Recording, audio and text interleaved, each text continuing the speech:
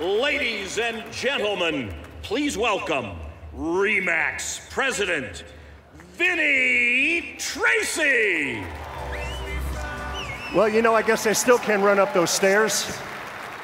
Well, good afternoon, everyone, and welcome to a celebration of 40 years of RE/MAX success.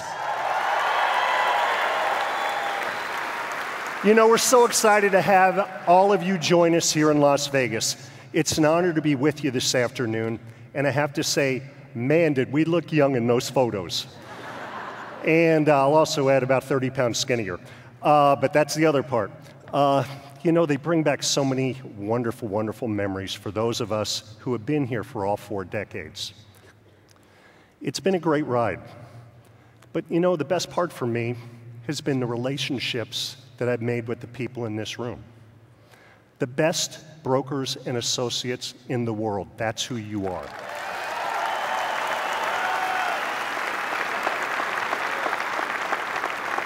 You know, you're the reason we do what we do at headquarters and also in our regional offices. And you're the reason RE/MAX succeeds.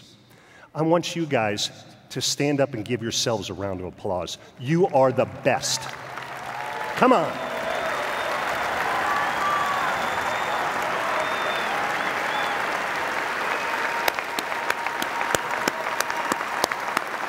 Boy, isn't it great to see this room like this? Well, it's my privilege today to introduce you to a man that made this all possible. You know, it's been a challenging year for Dave Leniger. 12 months ago, he missed his very first RE/MAX convention in what became quite literally a life and death battle with illness. You're about to hear Dave's incredible story, an inspiring story of survival. It's truly amazing, but in true Leniger fashion, this is going to end up benefiting those in need. You're going to hear more about that in just a few moments when I come back on. So when they asked me to introduce Dave, I've done this a number of times. Not only is it a great honor, but it can be a little bit challenging. As you're going to see, the man knows how to make an entrance, so take a look. Ladies and gentlemen. Ladies and gentlemen. Ladies and gentlemen, Please welcome. Please give a warm welcome. please welcome True visionary. Chairman of the board. Here's my friend. Where is he? The man who revolutionized the real estate industry. We all know who that is. Mr. Dave Leniger.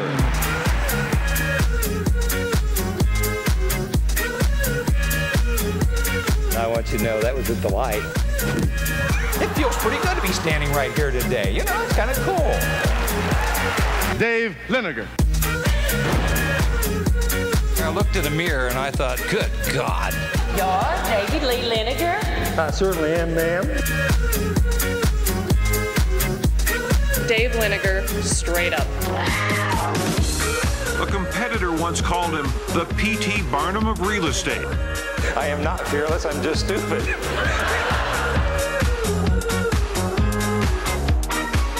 I think I'm going to like this. A man that walks in no one else's shadows. How hard are you drinking?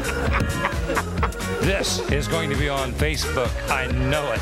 If you're a real techno-dweeb, great, go out and do it, but whatever.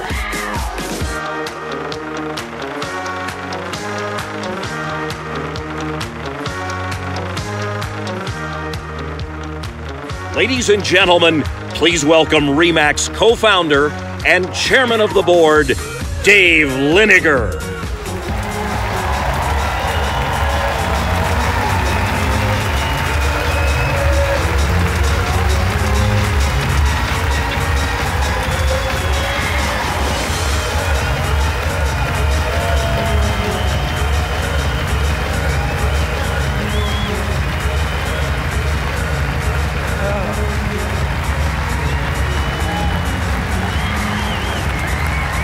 Thank you. Thank you. Thank you so much.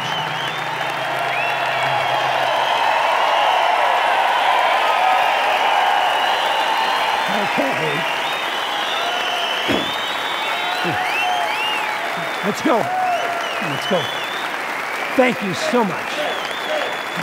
Stop that. Stop that.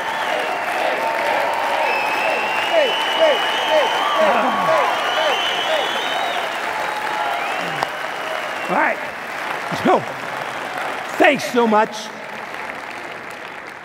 My 60-minute clock just started counting down. I want to tell you, it's really great to be here with you this year. As a matter of fact, it's kind of great to be anywhere right now. As a salesman, as an entrepreneur, a business builder over the last 45, 50 years or thereabouts, I have been immersed and surrounded by positive thinking, goal setting, and believing that you can achieve almost anything you put your heart and your mind and your soul into. When I was 16 years old, I read a book, Think and Grow Rich, which most of us have read many times since then. I did not realize at the time, but it had been written during the Great Depression in 1936. The title was a very good title for that time period because everybody was so broke and everybody wanted to get rich or at least have a job. The title should have been Think, Set Your Goals, and Accomplish Your Goals. Think and Grow Rich. Start with an achievable goal that you can get to. It has to be achievable. Build a step-by-step plan, a blueprint, if you will. Find yourself a mastermind group, which today we would say is a support group. And then you make your steps towards your goal. You revise, you reset. As you encounter problems and frustrations, you reset it again. It became the Bible that we built the RE/MAX organization with. And then later we read a book by Jack Canfield, Success Principles, which I do believe is the greatest inspirational book ever written. In the 6th or 7th page, he had an equation, E plus R equals O. An event plus your response will determine the outcome. He gave the simple example of an earthquake had occurred in California. The overpasses had fallen down, and there were traffic jams everywhere.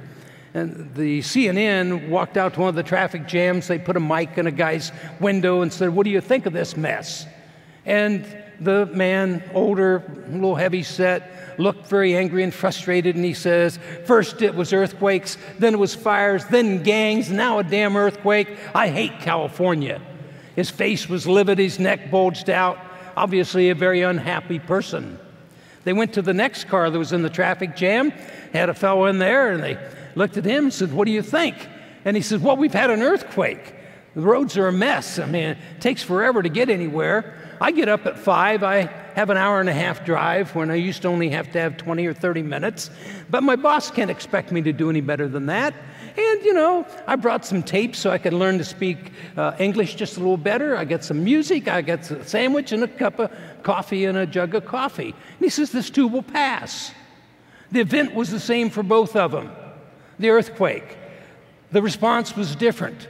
One man is furious, angry, and he's going to be miserable. The other one says, "It is what it is. We'll get through this like every other thing that happened to us." The outcome is so different. Interestingly enough, Margaret, Vinny, and I taught several courses in 2007 through about a year ago. We kept remarking E plus R equals O. The event that happened was the greatest real estate recession in history. The response is where we're going to retrain. First we learned REOs, then short sales, then investors. So I've lived in basically a positive environment my entire life. For 40 years of it, I've been surrounded by the superstars of the real estate business. They have the greatest attitudes in the world. It's a can-do attitude. Jim Rohn gave a seminar one year, maybe 10 years ago here, and he said, "You're the average of the 5 people that you spend the most time with." Do you understand that in some companies where they have half their agents that haven't made a real estate transaction in almost a year, that they're rubbing off on those people? When you come in here and you have twice the average transactions per year of any of our major competitors, like attracts like. You pick up the habits of the people you're around. I picked up the habits of the superstars for 40 years. I've written and read hundreds of books, tapes, CDs, DVDs, been to seminars, videos, and seminars. I've been immersed in it. I've had personal relationships with the very best speakers: Brian Buffini, David Knox, Richard Robbins, Tom Ferry, Zig Ziglar I did a 90-city speaking tour with. And Howard Brenton and I sold real estate together in 1971. And we both took different paths and both had incredible success. And I miss Howard. He was a close friend. He was about as much fun as you could have in a friend. And I talked to him 2 or 3 times during this last year of problems I've been through, and he was always encouraging. With that as a background, I would like to share with you the story of an amazing journey that I have been on, and it's happened over the last 12, 13 months. I'm the center of it, but I'm not the hero of the story. You'll figure out the heroes when I am finished. Early last year, I was literally exhausted from 5 years of the heaviest travel that we had ever done in RE/MAX history. We tried to help with the Great Recession. We tried to retrain. We went to Washington, D.C. We did everything we possibly could. I was exhausted. My immune system was down. January 28th, Margaret and I left to speak to about 1,000 RE/MAX agents in Texas at their state convention. It was in Galveston, and that night before the program began the next day, I mentioned to Richard Phillip and to Jeannie, his wife, and to Margaret, I think my back's going out. I had been fighting it for a long time. For 2 years, I'd put off an operation with steroid shots, but I just had this overwhelming feeling of this nagging back pain. I went to bed that night, saying goodnight to everybody, and I woke up at 2 o'clock in the morning paralyzed. Well, that's kind of scary to a certain degree, but I'd had knee surgery years before and had a spinal injection, spinal block. I knew what it felt like. And so I just thought, no, okay, I guess I'm going to have that operation. I sent a text to Margaret, to Richard, and Charles, and I said, when you get up in the morning, would you come to my room because I'm going to need an ambulance. And by the way, Margaret, you're giving my speeches. They got there at 7:02. All 3 of them come running through the door. The manager of the hotel was actually the husband of a RE/MAX agent. And so security let him in. I'm laying there. And I've been twiddling my thumbs all night, but I didn't want to get up or go to the hospital by myself. And so I said, get me an ambulance. They sent the ambulance in, and I said, quiet, back door. I don't want the agents to see this. And so they took me to the hospital, and that's about as much as I remember. I remember incredible pain, but you know what? Being prepared, I had traveled with my doctor's paperwork and with the DVD of my back, and so I knew I could tell anybody what the problem was. They drugged me up about as good as you can be, got a plane and got me back to Denver, and I checked into Skyridge on a Sunday morning, anticipating that Dr. Prusmack was going to probably be operating on me the next day. And that's about all I remember, drugs and going to sleep, thinking I'd have surgery.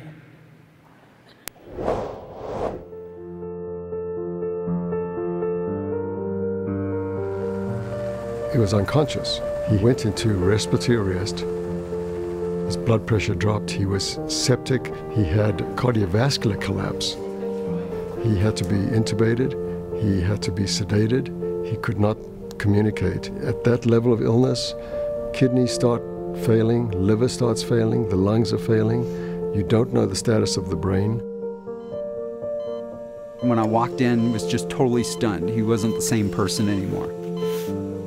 He's got bags hanging everywhere all over the walls, dialysis running 24 hours a day.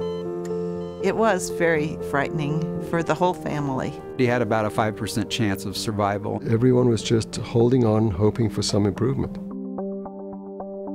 It became evident pretty quickly that he was not only septic, but he had involvement with infection of his entire spine. That's when they found, a large pus sac in his lower back on the spinal column, and then on the upper neck in the spinal column too, and up in his shoulder.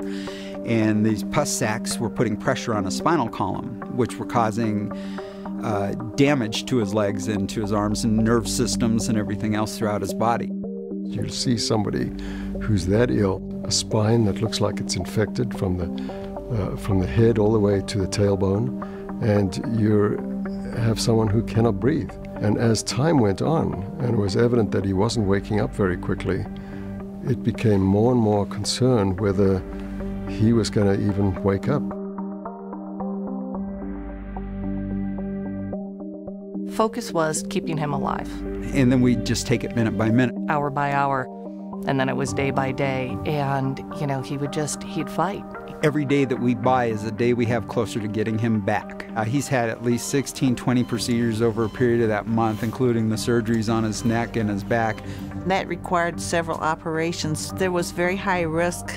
And so we'd ask, well, what if we don't get this done now? What if we wait another day? And the answer was always, he's going to die.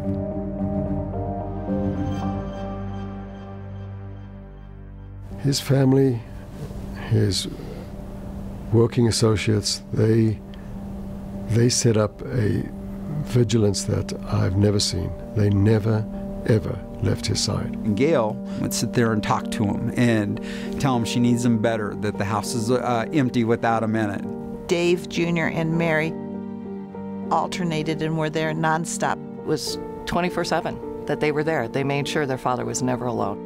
Margaret and the people from the office. The list is just so many you can't even mention. And we'd sneak his guests back in there because we wanted them to hold his hand and tell him, hey, you're needed and we need you back here. It was almost like a Leniger compound. When you walk into the waiting room, there would be 15 chairs all around each other. What your job was to keep everybody else's spirits up.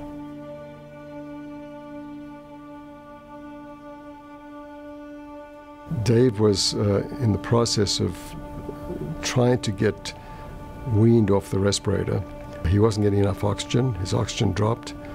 His heart went to a rapid rhythm disturbance and he lost consciousness. They called the code blue. We started resuscitating him with chest compressions and a bag on his tube, which was still in his trachea. And he came back very quickly. There was a minimal amount of time that he wasn't getting circulation. The reality hit us that he's not even close to getting out of the woods yet.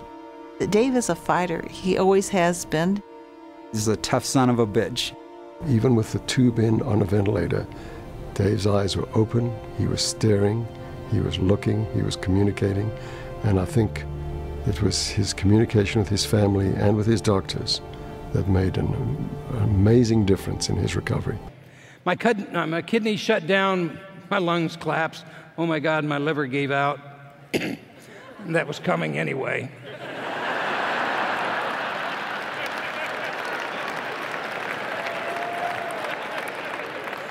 I guess I'm well known in these quarters. So they discovered I had just a common routine staph infection.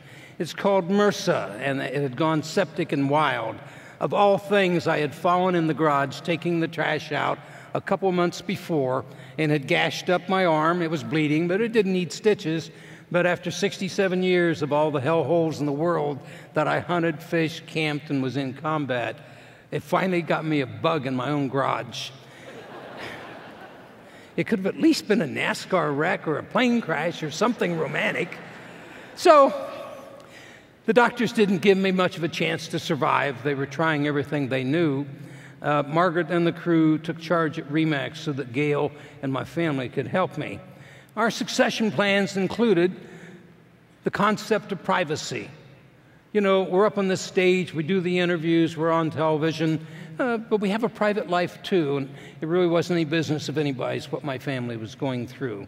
My friends and officers stayed in the emergency care with me, intensive care, 24/7. And everybody took care of business for us.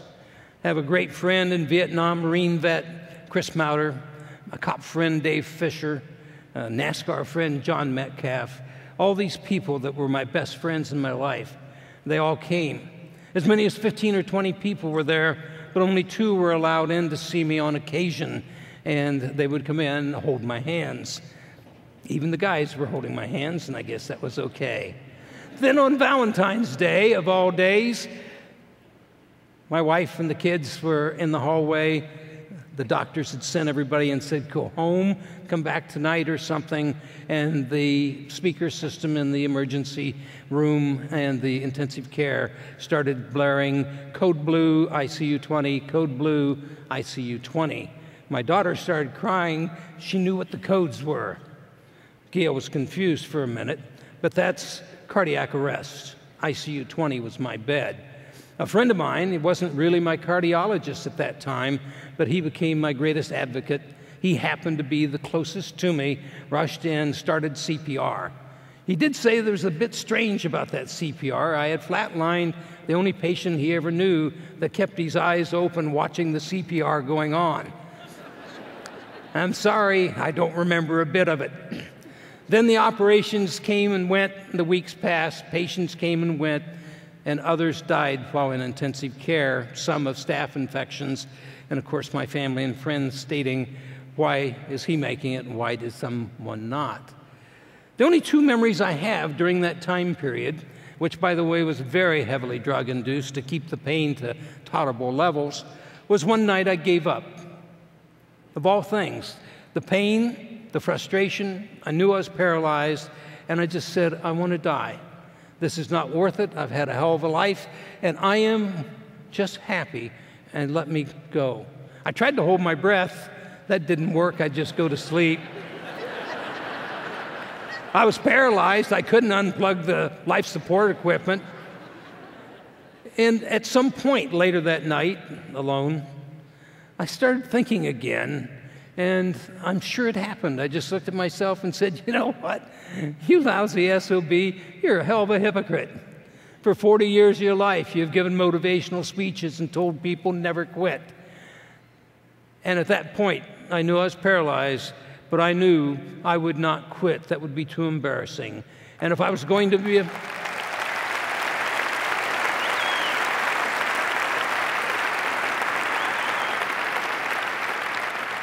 And if I was going to be a paraplegic, by God, I was going to be the best damn paraplegic in the world.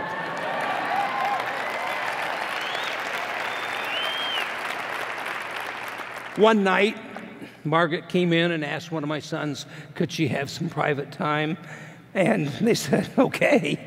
She brought in holy water from the Vatican that she had gotten years before and had saved for her family.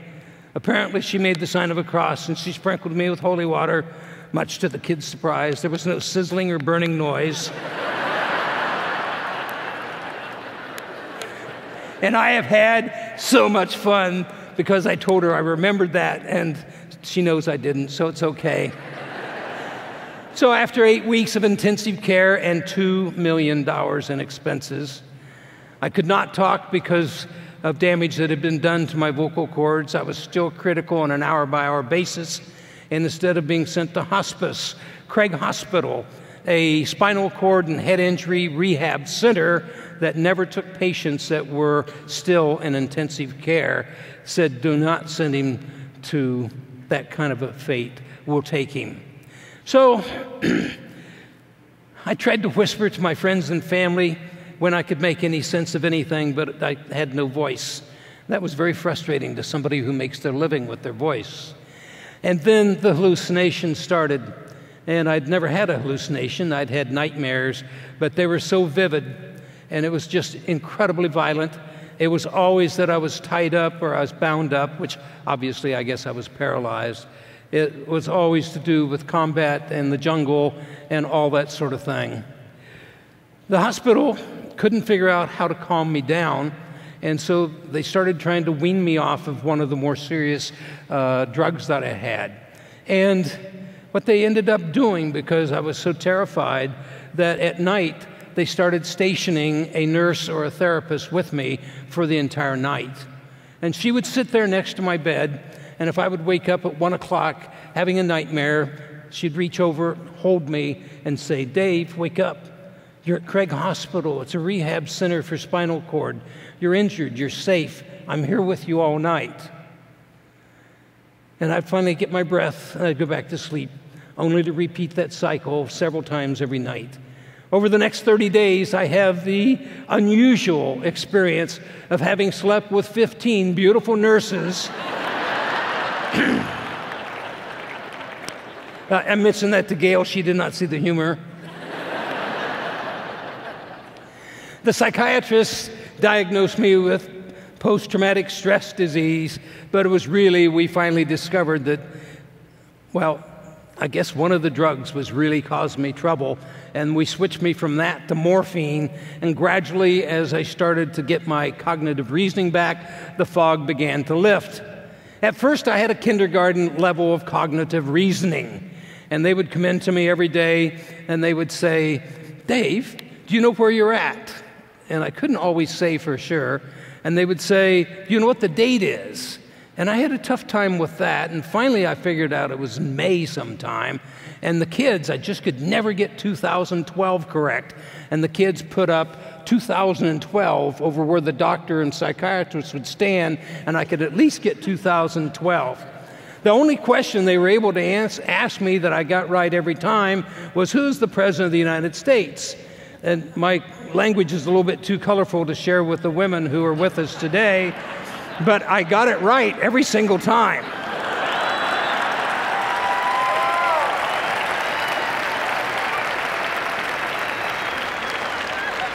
So Margaret would come in and sit with me patiently and tell me, do not think about the office, don't think about real estate, concentrate on healing.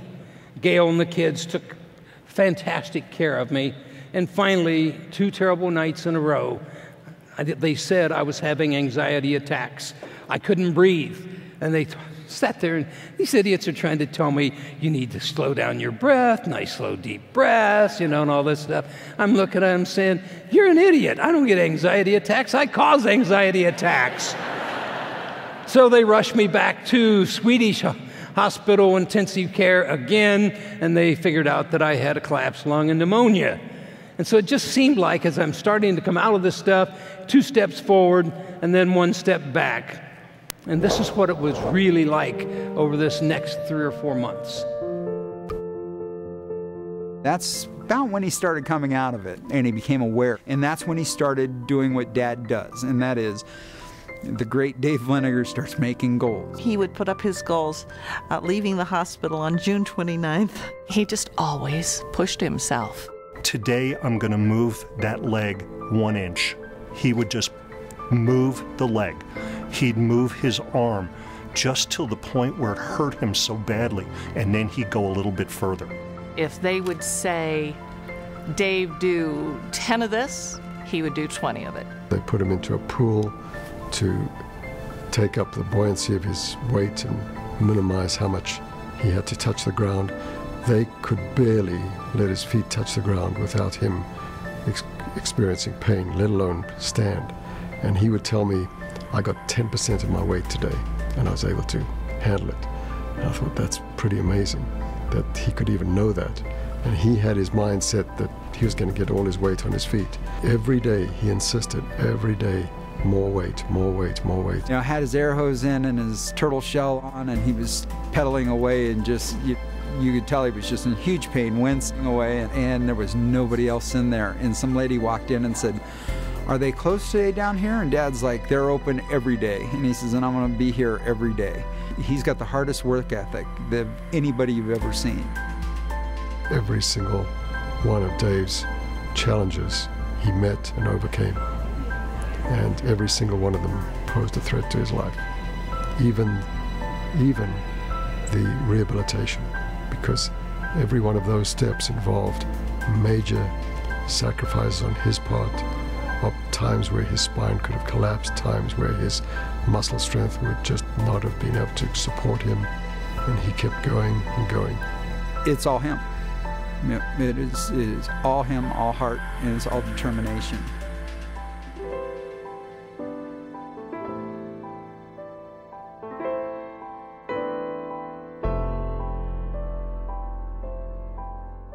They told me I'd have to lay down for 35 days, and I could not move my legs 1 single inch. With the huge sore that had started from the inside of my body out, there was no way I could survive if they could not close it up some way. And so their solution to closing it up was to cut my butt into 3 big pie-shaped sections and stretch them as far as you could stretch them until my butt was paper thin.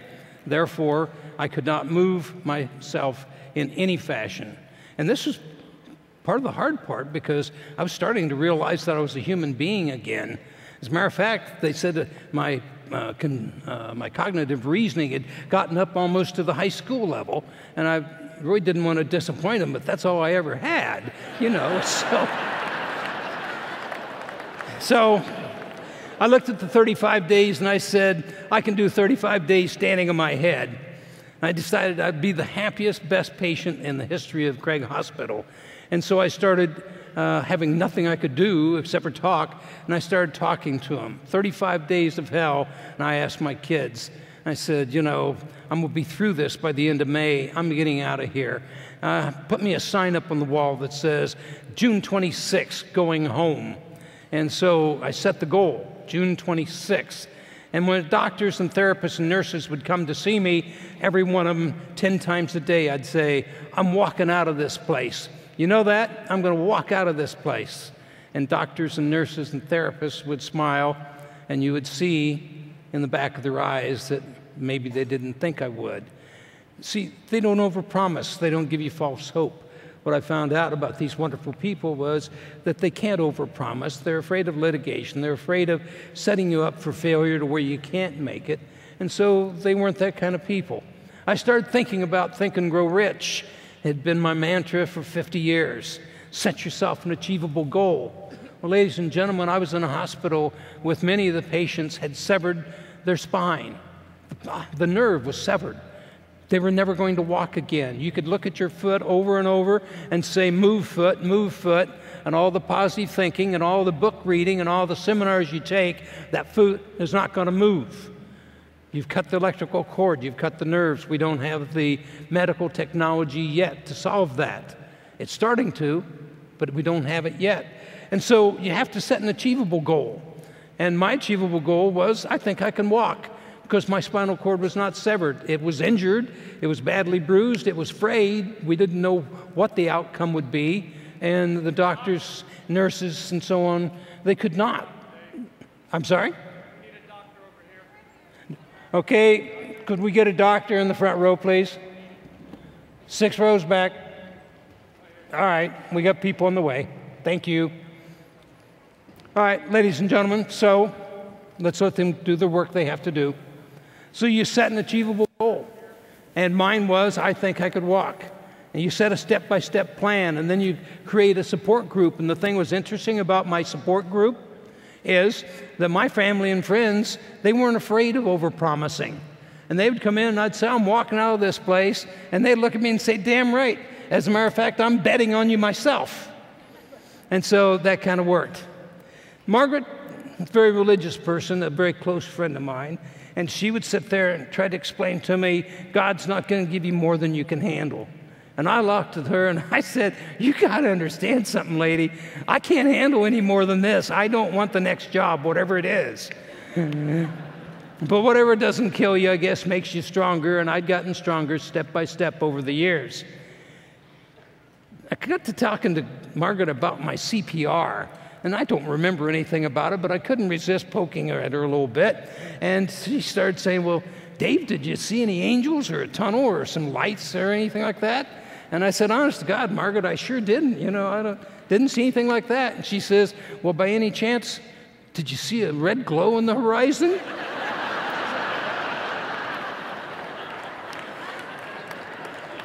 So I decided I would manage and find and create humor wherever I could.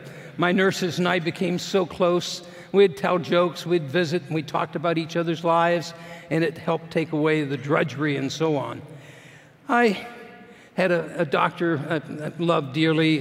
He had a great bedside manner. Every morning he would come in, and he would sit there and work with me and ask me questions. And are you doing okay? And is your family okay? Are you getting enough pain meds? Are you comfortable? Do you have any questions? And one day I'd schemed and dreamed, and so I looked at him, and I said, by the way, all I had is a sheet on. I'm laying there with my hands. I got my fingernails stuck in my thigh so I won't laugh. And I said, Doc, I got a question for you. And he said, what's that? And I said, you know, I've been here 14 weeks, and nobody said anything to me about the 12-step program. Nobody said anything to me about Alcoholics Anonymous meetings, and I'm a little confused. And he looked at me so strange, and he cocked his head, and he said, well, Dave, This is a spinal cord and a head injury rehab center. This isn't an alcohol or drug rehab center. And I said, really? And so I put my head down, went to sleep. He went out to talk to my nurses, and he said, is he serious? And they looked at him and they said, Doc, he's doing everything to be happy. He's yanking your chain. It's really funny. So one day he comes in and he says, Dave, you got any questions? And I looked at him and I says, Doc, I'm really disappointed in you. And he said, what's that? And I said, well, you broke your word. You were going to send a memo out last night. And he said, a memo? What are you talking about? And of course, I'm bare-chested because he's doing all these things with his stethoscope and stuff. And I said, remember, Doc, today's Topless Tuesday, and I'm the only one that's topless. And he went back out to my nurses, who happen to be sitting here with me today, and said, is he serious? And he said, no, don't worry about it. And he says, well, nevertheless, take him off the testosterone prescription. So I'm desperately looking for my inspiration and motivation. I can't find it by myself. I'm paralyzed. I'm constantly in pain. I'm going to walk out of this place. Well, maybe I will, maybe I won't, but I'm pretty sure I am. And so I started thinking about Gail and her quiet determination. She had been a patient at Craig Hospital after the airplane accident with Frank years ago, 29 years ago. And I kept thinking of her quiet determination. She never looked back. She said, I'm looking forward. I'll make the best of what I've got left. And she did.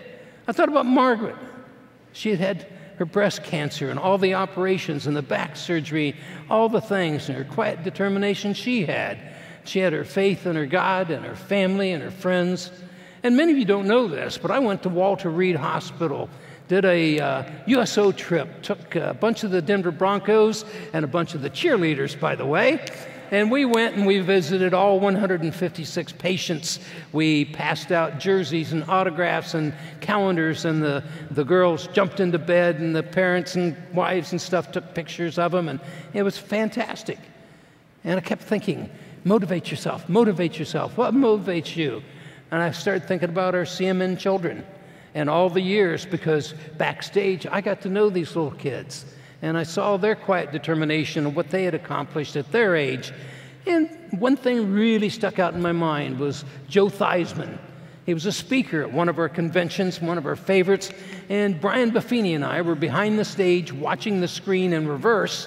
And Theismann's talking about he finally signs a $1 million contract. He really had done something, and he had all this endorsement money, and it was going to be the most beautiful life he had ever envisioned. And in the next football game, he broke his leg on the broken leg you've seen on television forever.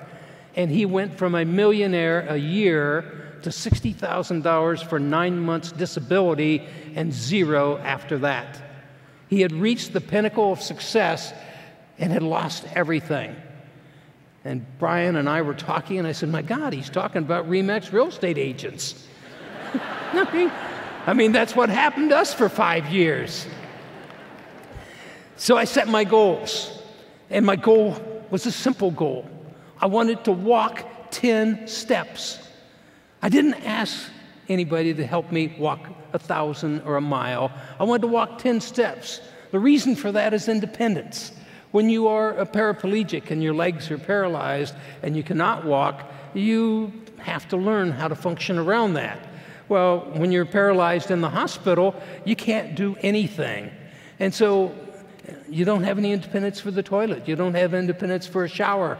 You don't have any help getting to the car door. And if you could walk 10 feet, you could get out of this chair into a toilet, or you could get off the toilet, walk into the shower, or you could drive your chair up to the front door of a car and get in the door and shut it, and that somebody else could put your wheelchair in the back. You didn't have to be in a handicap-accessible van. So I made it my mantra. I'm going to walk 10 steps. I'm going to walk 10 steps. It became an obsession. If I could walk 10, I could walk 100. And by God, if I could walk 100, I could walk 1,000. So the obsession was what it was all about. So as I started working on it, I knew it was time to be tough. 35 days flat on my back. I couldn't move anything. I still couldn't move my right side anyway. Day 33 came. One of my beautiful nurses came to me and said, okay, we're going to start trying to move you a few inches. Your legs have not moved in 6 months. This is going to hurt. Would you like a double shot of morphine? I said, make mine a double.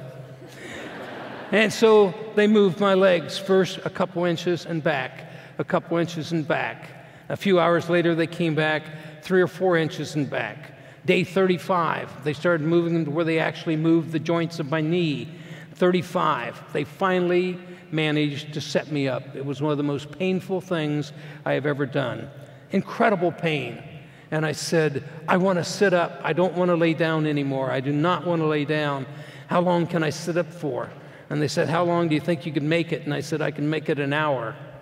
And I made it 2 minutes. Within a week, I made it the hour. Within 2 weeks, I made it 6 hours. And so we started working. Mobility is what it was. 10 feet, that's all I wanted. I'm one of the wealthiest people in Colorado, and I would trade every dollar of wealth I had to have the everyday normal health that any one of you can do to walk and play games.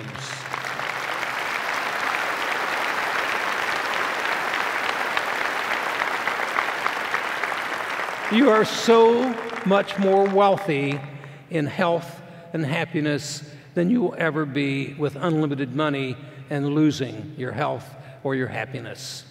So, mobility in steps, the way they moved me as I was paralyzed was on a tarp.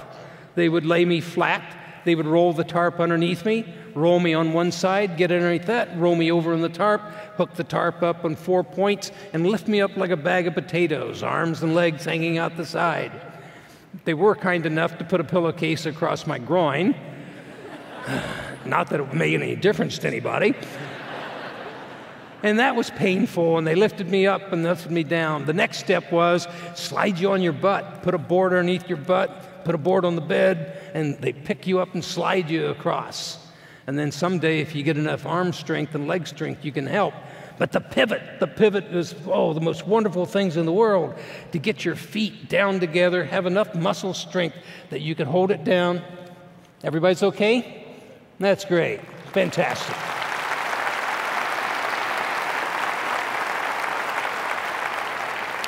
And so when you've got the pivot, that's the ability to stand up and just swing your butt off your bed into the chair, and you don't need anybody to help you.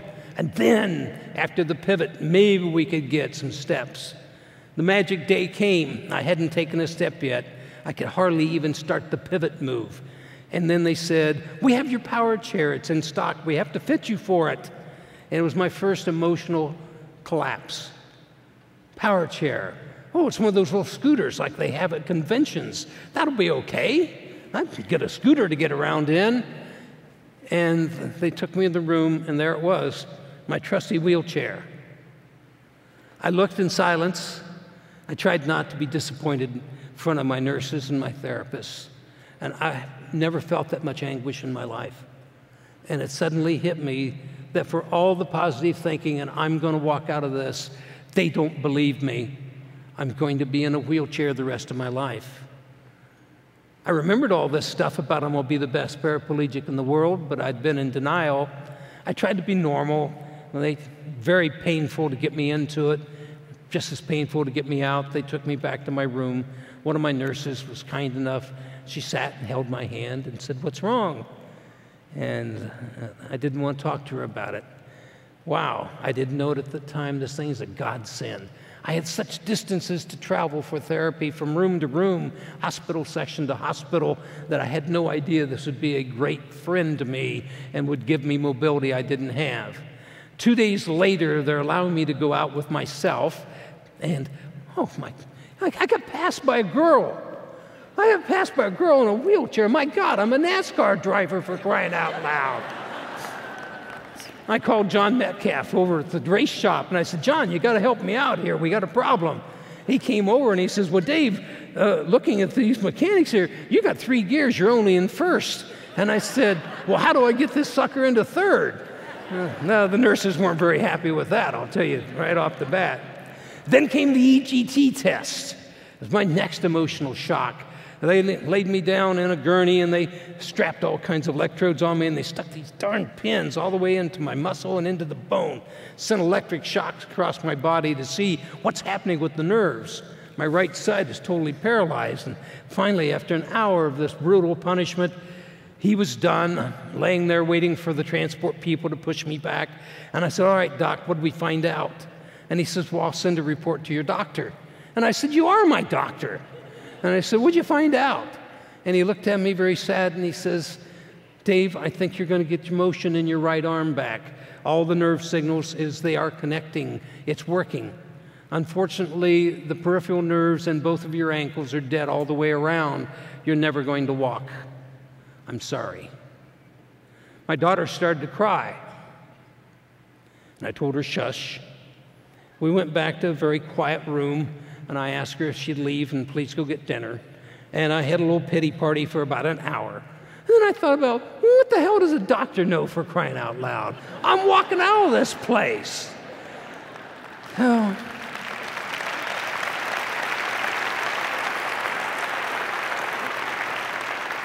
The next day, Dr. Mayers came in to see me. He's the one I'd been picking on all along. And he said, what'd you think of your EGT? And I said, well, I'll tell you what. I have to tell you something. I didn't really enjoy that. That's pretty tough. And he said, yeah, it's the toughest test we got. And I said, I'll tell you the other thing. I sure as hell don't like the prognosis. And he looked at me with all the humanity, and he said, Dave, that's one of 40 tests you're going to go through.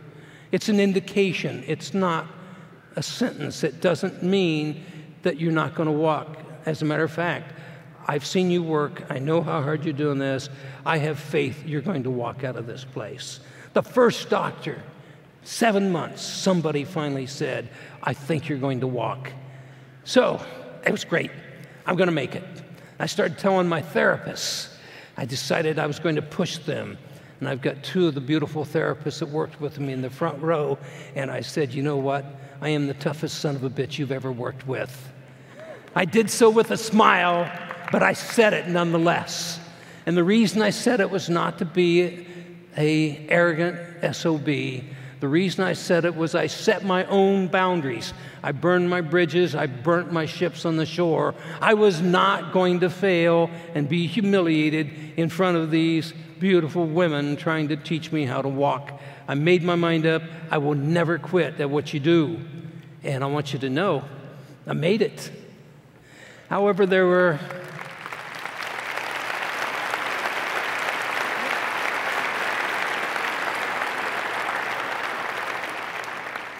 several times I couldn't do one more rep.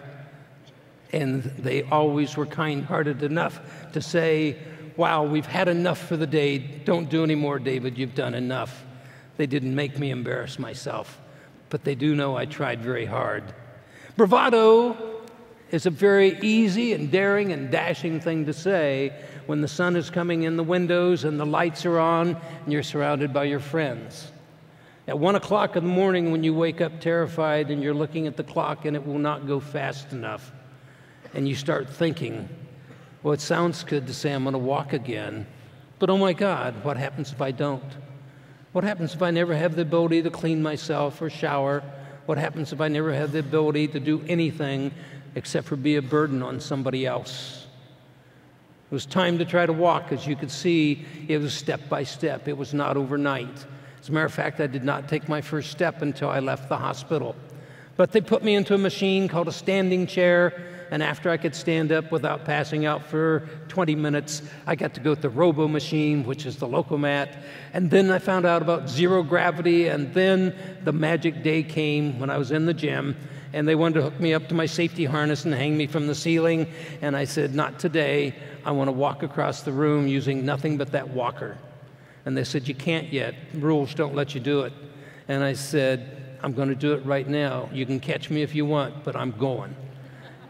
And a beautiful woman, not my normal therapist, said, let's give it a try.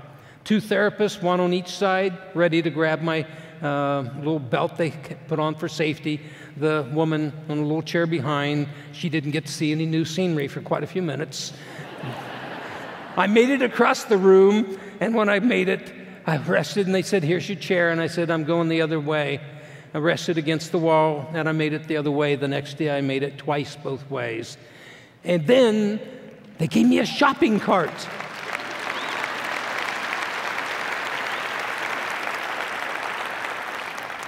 A shopping cart. That was easier than walking. And I started pushing this shopping cart all over the hospital. It just drove them crazy. And then forearm crutches. And then it was time. The June deadline came, and I didn't get to go home. I'd set my goal as high. I thought it was achievable. It was not. My doctor, a couple of my therapists sat down with me and said, Dave, give us 3 more weeks. Give us 2 more months.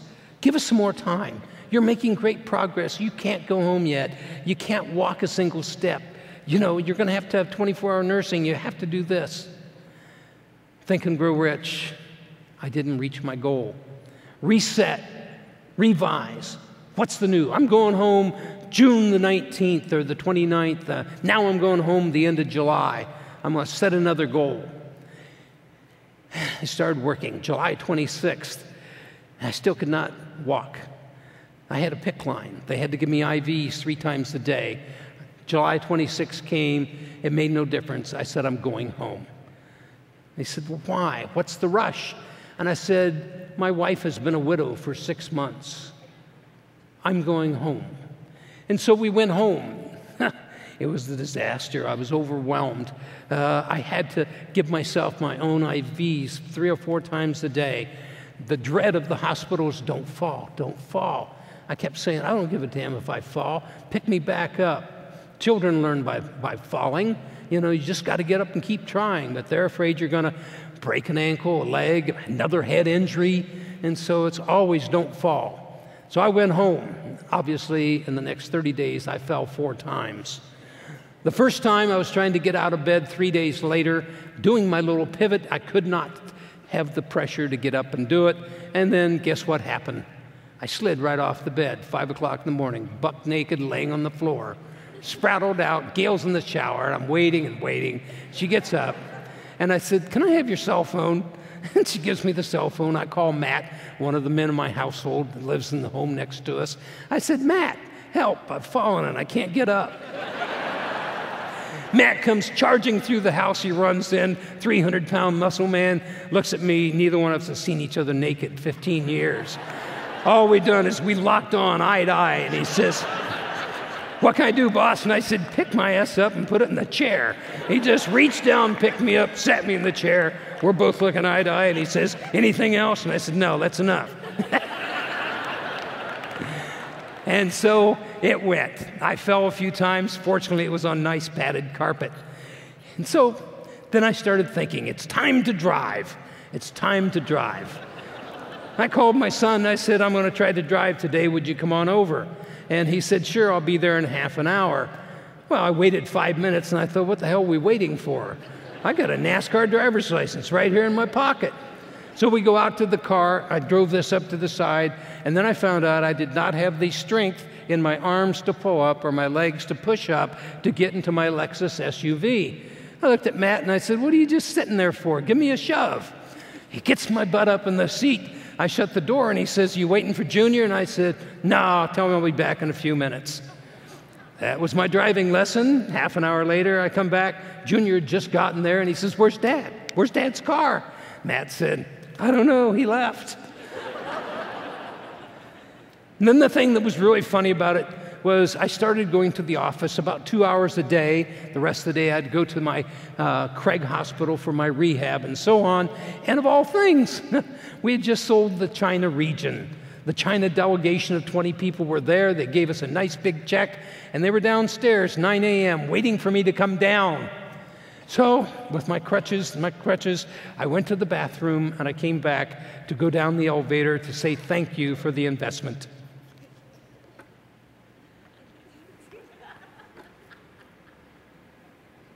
I had lost 50 pounds.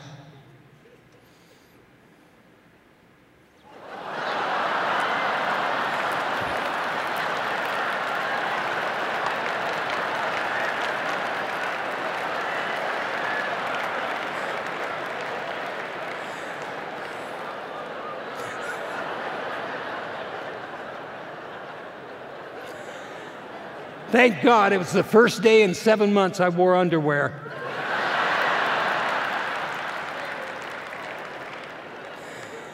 You have got to find humor where you can find it.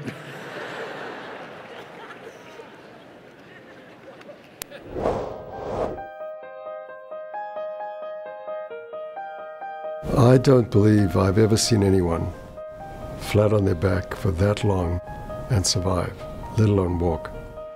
I saw him in pain, I saw him struggling, and I never ever saw him give up, ever. Dave never, ever, ever, ever quits. I knew that because there were so many times he could have in the early days of Remax that most sane people would. I mean, Dave has said that from day one. You just don't give up. Dave's a fighter. He should not be here today, by statistical records. But then again, nothing replaces heart. It certainly defies logic, it defies medical prognosis, it defies medical science. I want to thank Dave for giving me insight into what somebody can actually do with their mind. Dave had a goal and he never ever lost sight of it. You have to look at what's inside of him. He has a lion inside of him. He's got a lion heart. He has a heart, and so does his company.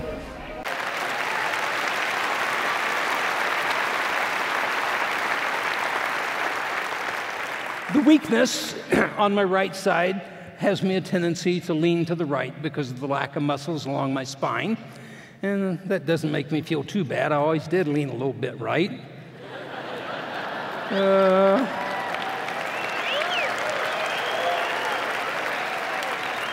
There was a 6-month period of time when I was laying on my ass, taking drugs and getting a paycheck. Then I was kind of leaning to the left, but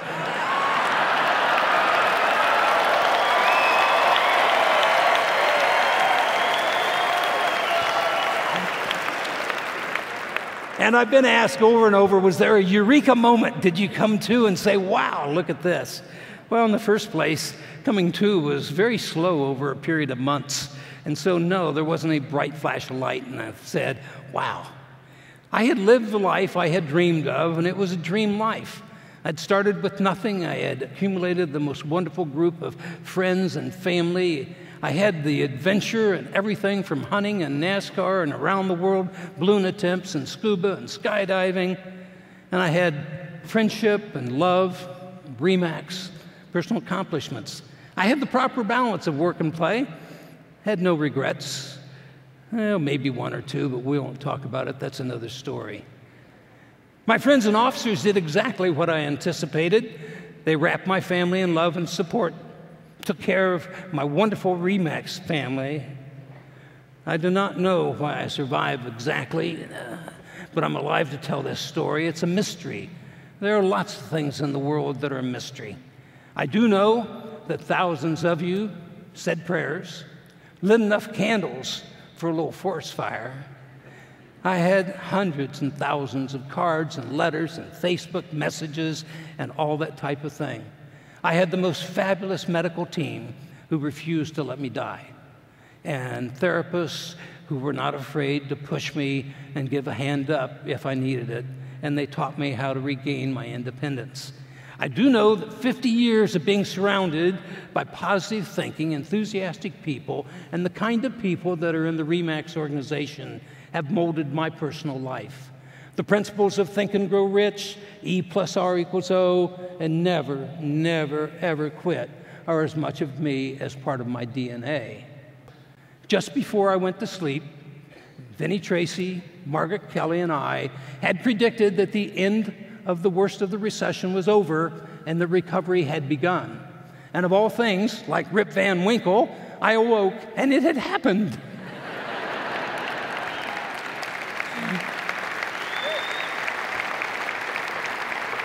Just as I was on this incredible voyage and journey of healing and hope, you've been on a similar journey for almost 6 years in the United States. So now is the time for us to recover, and it's time to grow our business as never before. This year, the statistics just came in, And we have a 17% increase in sales volume in the United States with no increase in sales associates.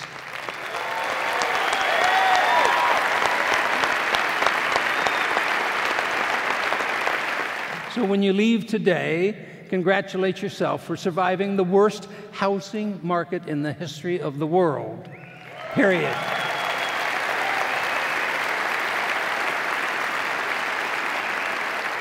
So, just like me, never look back, only look forward. Set high and achievable goals, build yourself a step-by-step plan, surround yourself with positive and enthusiastic people, and never, never, ever quit. With that said, oh, by the way, I made my 10 steps, and then 100, and soon 1,000. My journey's not finished, neither's yours.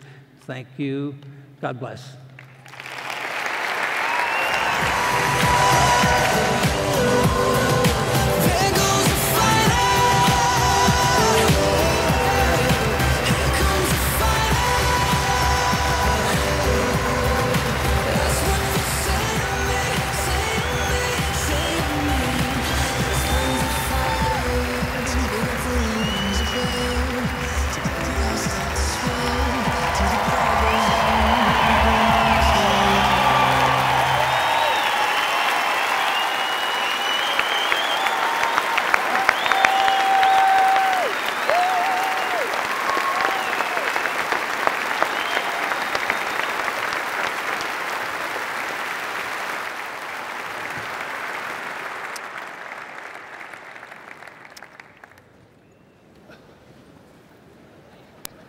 How unbelievable is that?